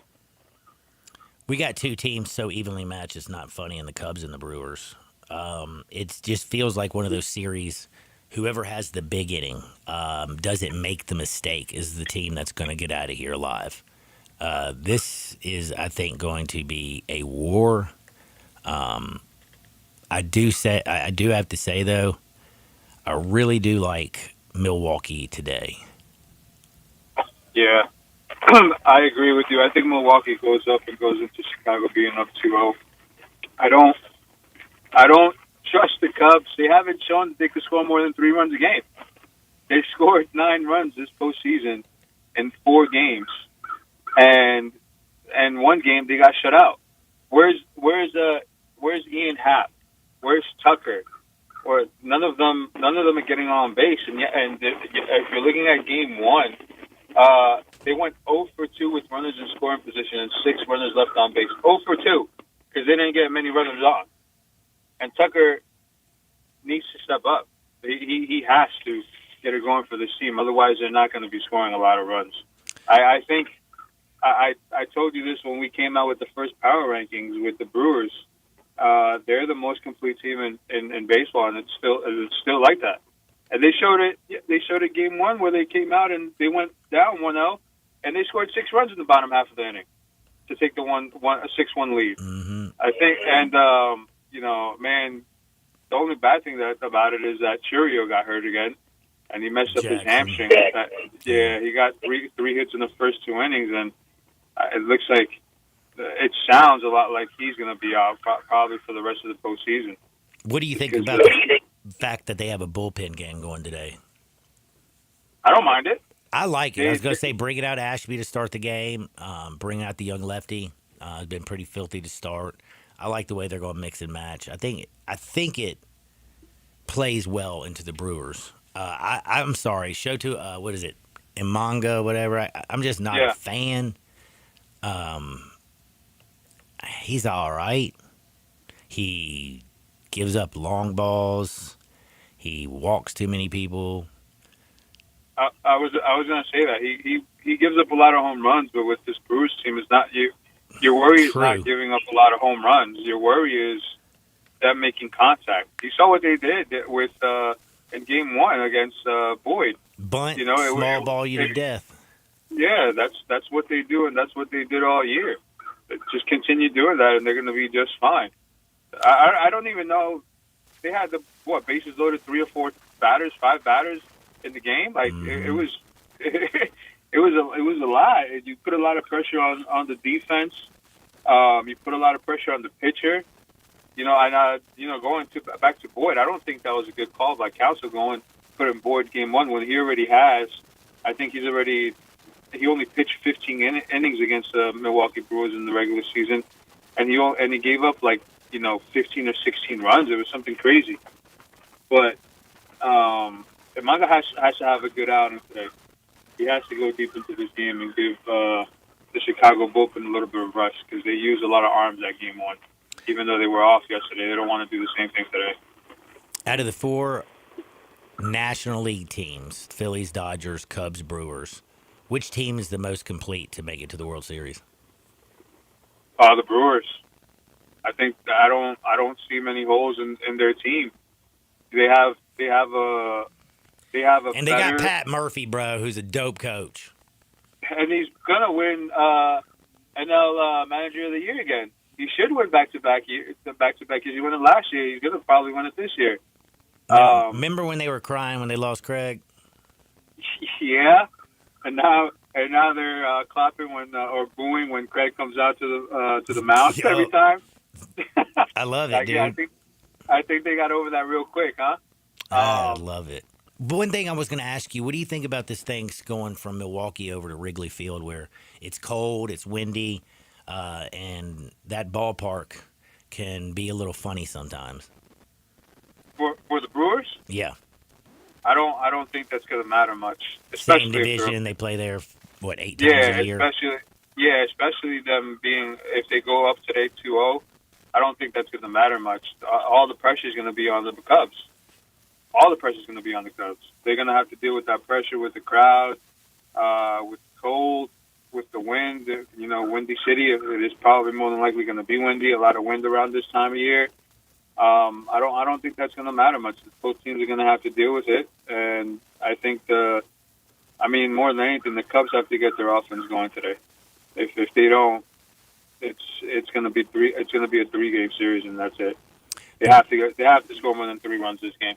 Shane Bieber was one of the best pitchers in all of baseball before his injury. Come back, he's worked his way back, doing pretty good. One thing though this year is he has given up the long ball over for the Blue Jays. He'll be pitching tomorrow against, of course, the Yankees. And I just feel like this could go one of two ways tomorrow. The Yankees start dropping bombs all over the Blue Jays' face and Shane Bieber, or he has where he switched back in time and remembers he's Shane Bieber. I don't know what Bieber we're gonna get. Are we gonna get Shane Bieber or Justin Bieber? You know what I mean? Mm-hmm. I have no idea, and I'm hoping that we get a good pitching matchup. I've said all year to a friend that I don't trust Rodon as much as Yankee fans do. I don't. There's always a couple of innings to where he implodes. We saw it last series too, to where he gives up a whole bunch of runs, and he just seems to, I don't know, he can't get his concentration back, or he can, and he comes back the next inning, and he looks like he's a Cy Young Award winner, and it's just weird with him. But going back to Bieber, I think this is a smart game to pitch. In my opinion, it's a smart game to pitch him because you're already up 2-0, and you're heading to New York. You can allow him to get his stuff right if it goes wrong. You know what I mean? Yep. And you're already scoring a lot of runs, so you know that your lineup is high, especially with Vlad in the middle of the lineup. So even if he gives up 4 to 5 runs, you have a good shot of still winning the game because your entire lineup is hitting, and you're putting up those amount of runs at home. And now you're going to Yankee Stadium, which is a smaller ballpark, and you can use that to your advantage. So I like him starting this game, but let's wait to see what he does against the Yankees lineup. And we gave him a lot of flack too. But how about Judge, man? He's been Batting hitting 500, really well. but he's a single hitting machine. Yes. I mean, all of a sudden now, this is a guy who's shortened his stroke and been hitting liners over second baseman and shortstop's head in the gaps. He's got 8 singles, 1 double, only 2 RBI though. That's a big thing. Only 2 RBIs, and that's because they're limiting his chances with runners on base, which is a key. Like I told you before the Red Sox series, that they have to limit his chances with runners on. And if there is runners on, they got to make sure that he doesn't hit it out the ballpark, which, as of right now, he has. But that can turn in an instant, especially going to Yankee Stadium, a smaller ballpark, and him being comfortable there. Is Jazz Chisholm pissed off because he didn't play in that first game? Because he hasn't hit to save his life. He's 2 for 16, batting $180. You would think that he would have turned it around and been more like 11 for 16 with how mad he was. He didn't want to even face the reporters. Yeah, that was bad, man. Him showing the reporters up like that, and really unprofessional. First of all, and then secondly, if you're that mad, you got to come out in the field and show something. He did the game after. He scored the game-winning run, but he hasn't done much of since then. He's another one that has to get it going for the Yankees. I mean, the Yankees are putting up runs it's like garbage time runs, I guess you can say, because they put up 7 yesterday after they were down 9-0. Yep. But you have to put up runs early, and I think this, if anything, this would be the pitcher to do it against Bieber because you don't know what you're going to get, and you're heading back home. Now, we were talking about the Cubs heading back home and possibly being down 2-0 after today. The Yankees are staring at that right in the face. They're down 2-0 and they're heading back home.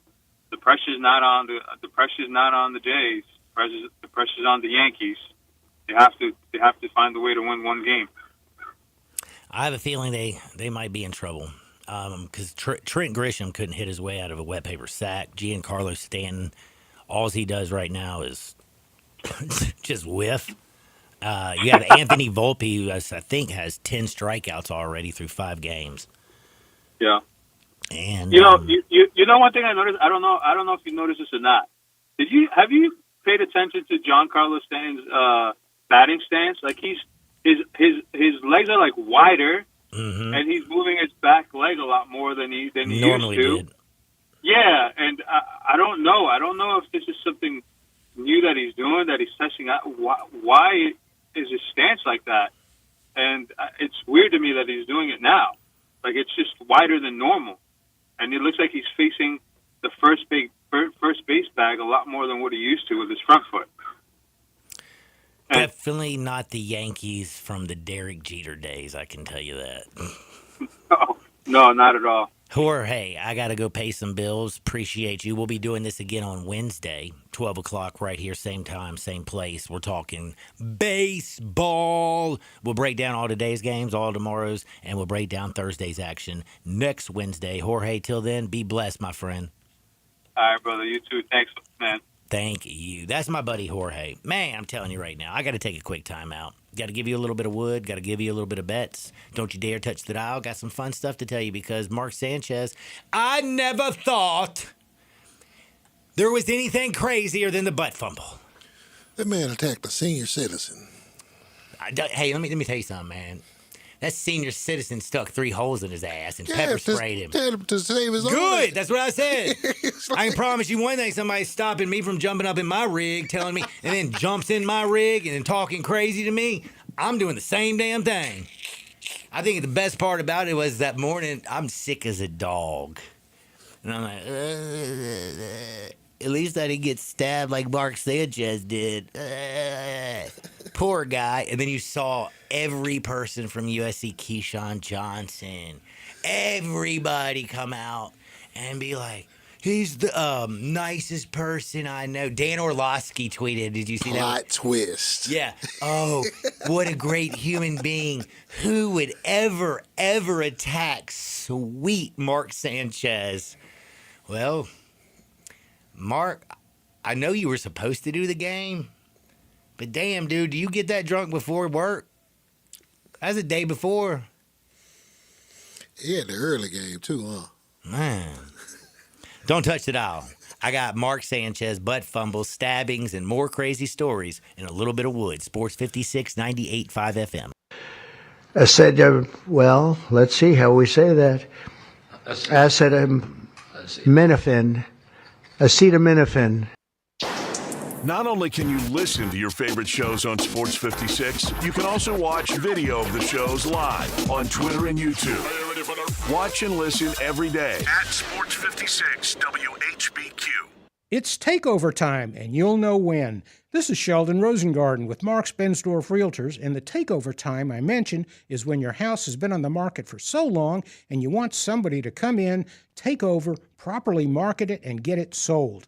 People often say when you want the job done, call Sheldon, because I have a highly successful strategic marketing program that can mean the difference in what you make and when. It involves preparation before you go on the market, along with proper presentation and accurate pricing based on our ever-changing market and rates, and being made aware of what's going on around you so you can make intelligent decisions, not merely guessing. Call me at 483-0546 or memphisrelocate.com and let me take your listing over and get it sold. I may be lousy at golf, but I sure do sell some homes. Call me, Sheldon Rosengarten, 483-0546 or memphisrelocate.com. NST's been taking down insurance giants for over 35 years. Big firm power with hometown heart? Yeah, they don't play. It's that combination that has helped them win billions for their clients. NST is the way to go. Call 683-7000. Listen up, Rebel fans. Your next winning drive starts at Landers Ford in Collierville. Their game plan is simple. Find you the most savings possible. Make a trade, lower your payments, or let them buy your vehicle even if you don't buy from them. That's how you keep moving the chains. Just like the Grove on game day. Fans all across the Mid-South keep coming back to the #1 Ford dealership in Greater Memphis. See them today in Collierville or online at LandersFordMemphis.com. When you own a Landers Ford, you get the support of a certified service tech with the Landers Ford Remote Service Experience Program. They pick it up, drop it off, or fix it on the spot, so you're never left watching from the sidelines. To finish the drive, the iconic Landers Easy Pass always brings more for your trade and the biggest discounts to put you in victory formation. And now, straight from the 1977 Ole Miss football team that took down #1 ranked Notre Dame, the final snap of the day from Landers Ford President Don Kitchens. If it doesn't say Landers, you paid too much. As reported on Ford's 2024 total new vehicle retail sales report in Memphis market. There's a new way to keep your home safe. It's called Simply Safe, and it's completely different from everything you've thought about home security. Typical security systems only react once somebody is inside your home. Real security stops a crime before it even starts. With Simply Safe, the moment somebody steps onto your property, AI security cameras identify the threat and alert professional monitoring agents. To get 50% off your new system, go to simplysafecolin.com. For 50% off, there is no safe like Simply Safe. Ole Miss Rebel Yell is back. The Rebel Yell Hotline Radio Show is back on WHBQ Sports 56 and 98.5 FM. Every Monday night at 6, hear the latest news on your Ole Miss Rebels with Yancey Porter with 24/7 Sports, former Ole Miss defensive tackle Mike Fitzsimmons, Gordon Ford covering SEC Sports Call, and former Ole Miss baseball announcer Gary Darby. From kickoff to free throw to extra innings, your Ole Miss Sports on the Rebel Yell Hotline Show. Right here Monday night at 6 on Sports 56, 560 AM and 98.5 FM. Your Mid-South Sports Station. Now, back to Sports 56 Happy Hour with Johnny Radio. This hour brought to you by MemphisMoldInspector.com. Here once again is Johnny Radio. Welcome back to a little Sports 56 Happy Hour. I'm your buddy Johnny Radio. You doing good today out there? Oh, by the way, for all you people out there, you need to rent a house. My girl just had 10 openings. She's got a bunch by the University of Memphis area. She's got places all over to rent. And I'm talking about my wife, Chas Harden, Chastity. Not the belt, my wife. She's the best in the business, 23 years of experience. She's a broker. She's the bomb. Give her a call at 901-281-6367. She'll rent you a house. She'll sell you a house. She'll help you buy a house. She'll do anything. Honest, loyal. She's my wife, man. You know that she's the best? Check her out. 901-281-6367. We're going to do a little bit of Hardwood. I got just stories that are completely whack. But I also do need to remind you something very important. You know it's raining today? All day long. It's nasty. All day strong. Branches be falling all over the place. Leaves everywhere. Raccoons causing havoc. We're going to get into that. Now, the reason I bring that up is because if you have paint on your car, it will rust. It will chip. It will fade. But if your car is powder coated, it doesn't rust. It doesn't chip. It doesn't fade. It don't even care about weather because it's strong. It bonds to the metal. It is the metal. Don't paint. Powder coat. Go to rickspowdercoating.com. Let's go to Hardwood. This is Access Hardwood. Well, I found out why I lost power thanks to Darian Newsom. Is it shocking, though? Yes, because I love raccoons. A raccoon is to blame for a major power outage that left more than 7,000 customers in the dark. Now, the question is, which a-hole really is at fault and is blaming a poor, innocent raccoon? Probably be us at Action News 5. That's where the report came from. But we had to confirm from somewhere, so I think there's MLGW letting us know what happened. Do you trust them? I trust Whenever them. I see an MLGW bust truck and you got 12 dudes sitting around and one dude working, I always say to myself, what the hell going on? They don't affect me. MLGW to me means Mississippi like gas and water, so hey. Oh, you live in Mississippi? Yeah. That's right. Man. See no tanks rolling down my street.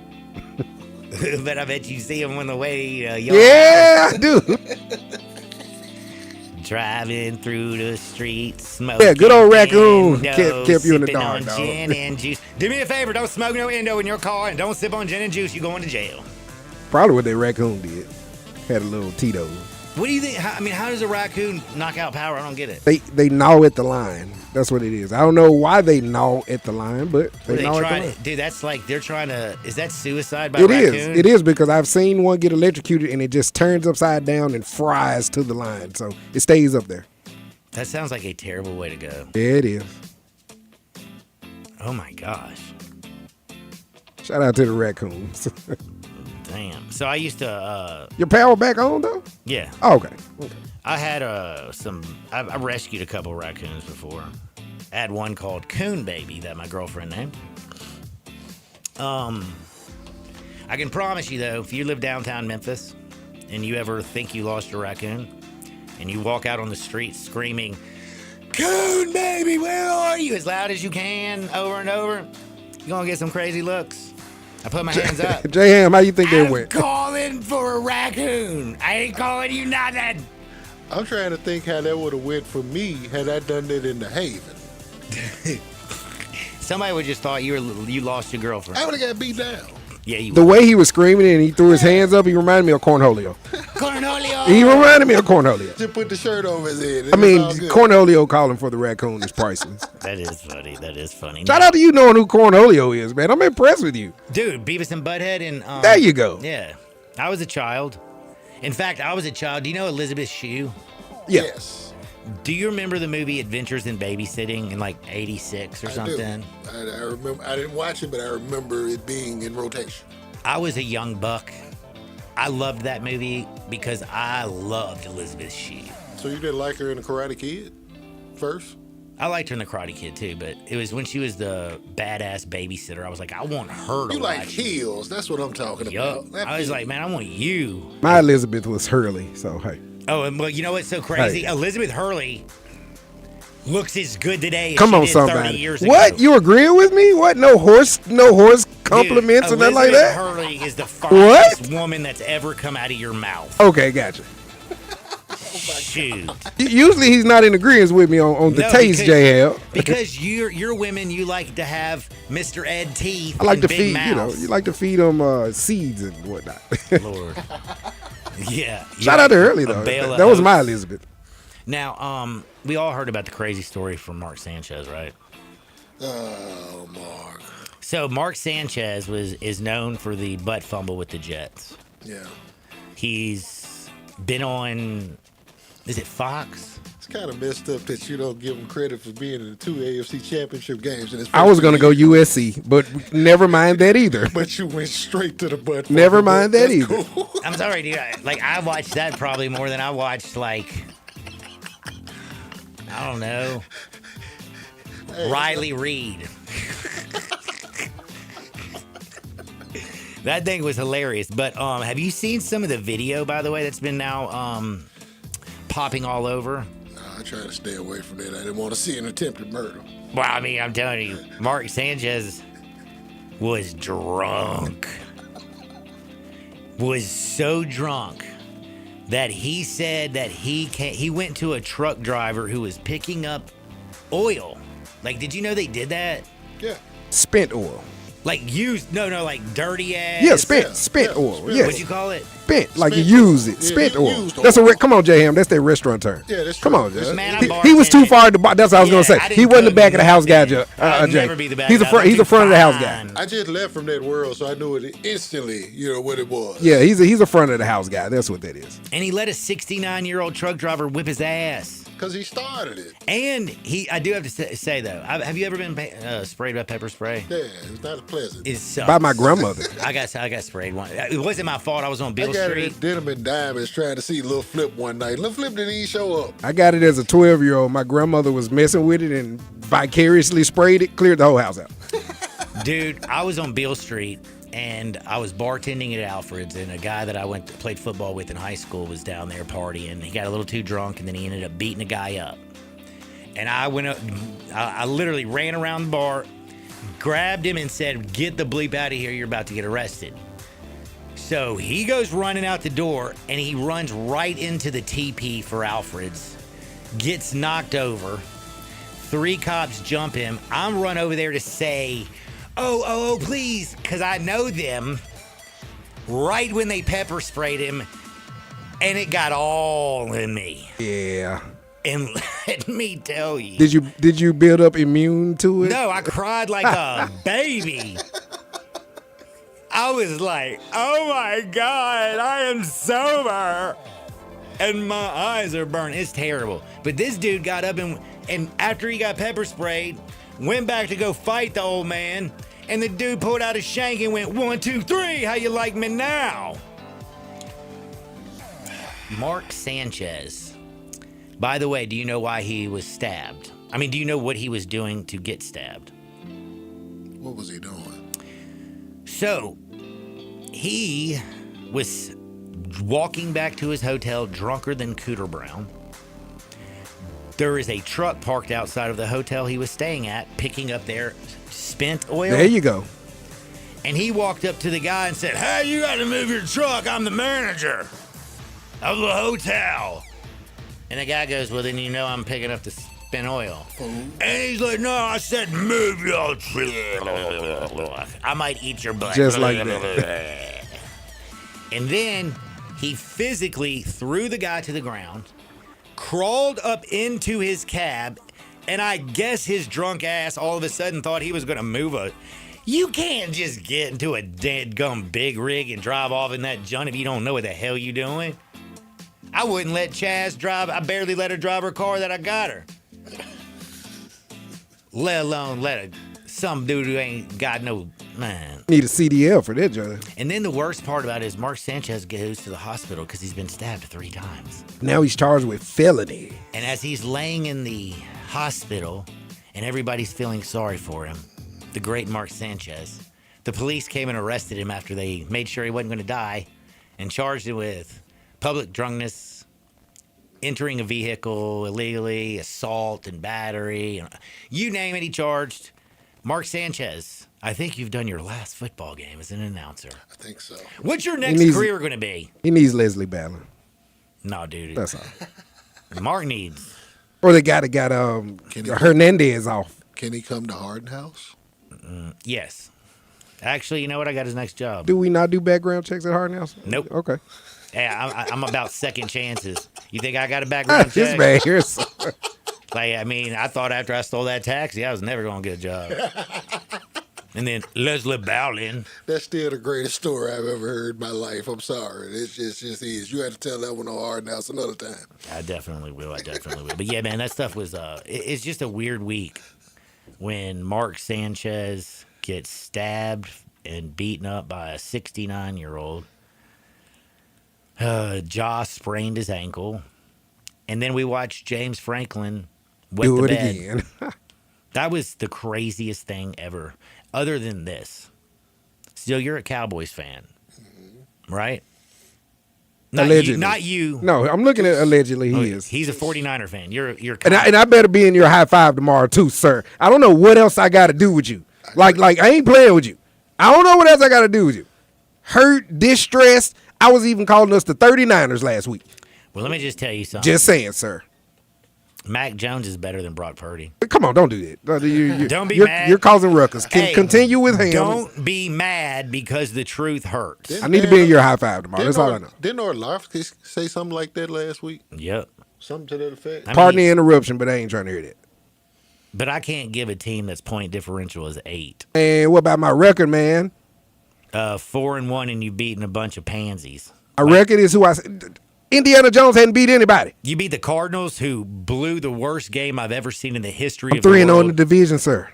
The Cardinals lost yesterday. They in my division. I can't help on that. the dumbest, literally the worst 5 minutes of football I've ever seen in my life. So you want my division to consist Kyler of? Murray got knocked out by a football from his center that hit him in the face. Correct. My man takes off for a 79-yard touchdown, and 1 inch before he gets into the end zone, tosses the junk out the back. Shout out to Tuna. You are who your record says you are. I'm done. And then they fumble the ball when dude, that was the most piss poor. Find a way to squeeze us in, John. Make us all happy. Carry on. Unbelievable. And y'all lost to the Jags, and you know the Jags play KC tonight. I beat Matt Stafford, sir. I beat Matt Stafford at Matt Stafford's place. It was a red out if you didn't see it. I don't know if you know. Nobody supports. It was a red out. Nobody supports the Rams. We were in New Orleans saying, "Who that? We that? Who that? We that?" Notice that it was all 49er fans. Who that? We that? Do they still call him St. Louis out in L.A.? Hey, man, I done got to the point with the Rams and the Chargers, especially with the Chargers. They are now the Interstate 5 Chargers. Chargers and the Rams both share the same arena, and both are not from L.A. They might as well be Interstate 5. Well, with the Chargers, it's LA and San Diego. That's I-5. With the Rams, it's whatever you want to call them. Back in 2 shakes to close things out. What are we gambling on? We got football and baseball. 3 games. I'll give you 3 bets. Don't touch the dial. Sports 56, 98.5 FM. Start your day with Sports 56 Mornings with Greg Gaston and Eli Savoy. Weekday mornings from 7 to 10, right here on Sports 56 and 98.5 FM. Rick's Powder Coating for a beautiful finish every time. Rick's Powder Coating specializes in automotive, ornamental, residential, and industrial coating. With 2 conveyor lines and the largest batch ovens in the Mid-South, Rick's can accommodate all of your powder coating needs. Locally owned and operated since 2002, Rick's Powder Coating will customize a beautiful finish just for you. Drop by or call to see how Rick's Powder Coating can bring color to your life. 901-367-2771 or rickspowdercoating.com. I'm Gary York. I'm the service director at Lexus of Memphis. Our service department wants to be more than just a place where you get your oil changed. We do glass repair, windshield replacement, recalibration of your camera and sonar systems, even wheel repair, tire replacement, all the things you would expect from a luxury automotive dealer. Please check out our website. You can schedule your appointment, check out our specials, hours of operation, or if you'd like to do it in person, please reach out to one of our associates at 901-271-5199. The next time you are having a business meeting and you get to choose the restaurant, here's an idea. Choose Sunrise. Sunrise on Jefferson and Sunrise East on Poplar are the perfect locations for a relaxed conversation about work issues. Going to some chain restaurant where it's too loud and the servers aren't focused completely on giving you and your coworkers perfect service is just going to make a meeting more complicated. But if you meet at either Sunrise location, you can rely on a comfortable atmosphere with terrific service and, as an added bonus, great food served fresh and fast.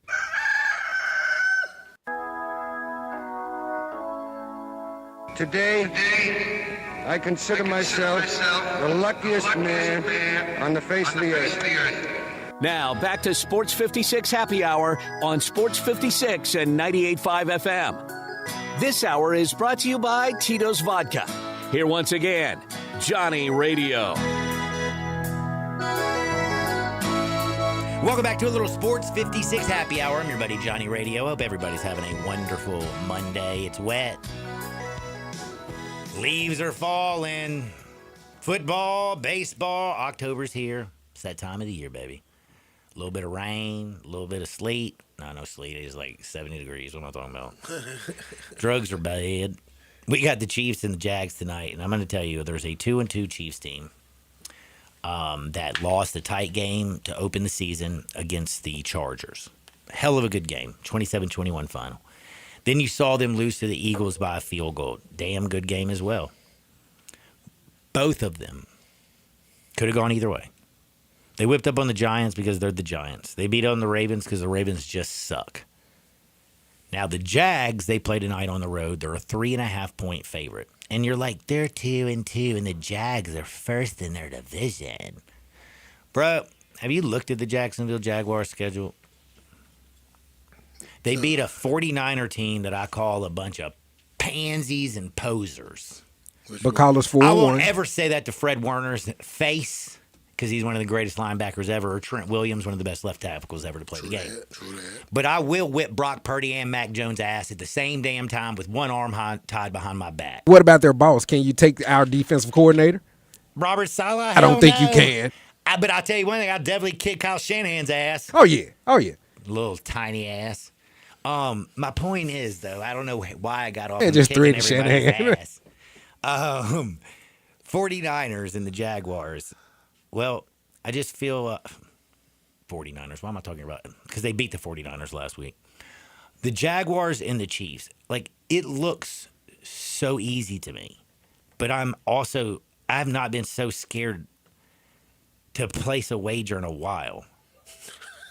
I'm like, hold up. So the Chiefs, who've won 7 AFC championships, AFC West division titles, have been to 5 Super Bowls, 6 AFC championship games. Only loss in the AFC championship game was to Joe Burrow. And you're telling me that the Jaguars are going to stay within 4 points? Jaguars at the crib. The crib that everybody's going to be rooting for the Chiefs. Yeah. Dude, everybody, what do they call Jacksonville? No, that's Tampa. That's Duval. No, Jacksonville's Duval. No, it is. That's right. It Jacksonville's is. Duval. That's right. It is Duval. I was trying to and it's not Duval. It's That's it. Yeah, that's it. Duval. You'd like Lil Duval. Yeah, Unk activities. You really would like Lil He has Unk activities going on, John. Well, let me just tell you something. Trevor Lawrence still sucks. Okay. When they won against the 49ers, do you realize that he still only threw for 174 yards? Do you realize that Trevor Lawrence is the most mid-grade $250 million payer since Brock Purdy? The most overrated high-played quarterback in football. Man, Brock literally just Purdy went first and last picks. Trevor Lawrence. Wow. Yeah. He's really just slanging that dirt over Hey. Darian, man. Well, I mean, when The you got first and last pick, John? Trevor Lawrence, 5 touchdowns, 4 interceptions. University of Clemson. 845 yards on the season. Yes, and he does have a natty at Clemson. Broccoli doesn't. He's a made man. Brock Purdy started a lot of games at Iowa State, though. He also was pretty good when you had Debo, Brandon Ayuk. The Avengers, John. Christian The Avengers is McCaffrey. what we recall, John. Yeah.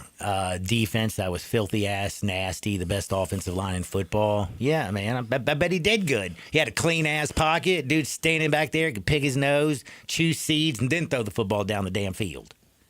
Or just pitch the ball to Debo, and he'll just run over folks like it's Friday. Debo playing hot ball then, too. He's just everywhere. Healthy McCaffrey. That was scary, man. We didn't capitalize. I just feel this Kansas City Chiefs football team started vertically pushing the ball down the field against Baltimore last week. The only thing that scares me is the Ravens might have the worst defense in all of football. They do. How do you go from the preseason Super Bowl favorite to butt ugly Jet style 1-3? Now the Jets are 0-4. And by the way, Justin Fields, if you ever looked at his numbers on paper, they will screw your head up because they look decent. Like his yesterday, 2 touchdown passes, 280 yards, 30 yards rushing. They got their ass kicked. All right, you got to give me a bet. Oh, yeah. One thing I'm going to tell you right now. We are betting on Kansas City because I can't pull the trigger on the other team. The Jacksonville Sunshine, Travis Hunter, I don't know, play on defense or offense. No. I'm going with the Phillies today, plus 110, Jesus Luzardo. Phillies ain't going to be down in this series 0-2. And I'm jumping all over the Brewers.